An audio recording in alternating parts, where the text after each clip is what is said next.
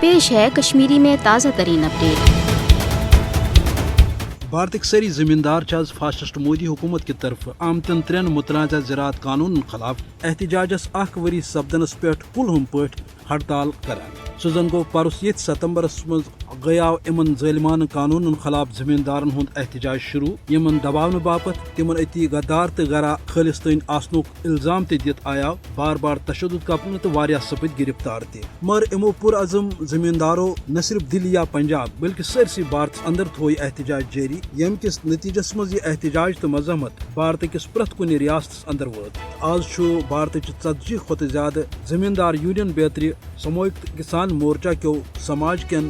دون ورگن ہند طرف تہ امن زمیندارن بھرپور حمایت حاصل، یل زن حکومتس مخالف سیاسی جماعت گوڑے زمیندارن ہز ات احتجاجس مز بھرپور حمایت کران چھ۔ ات ست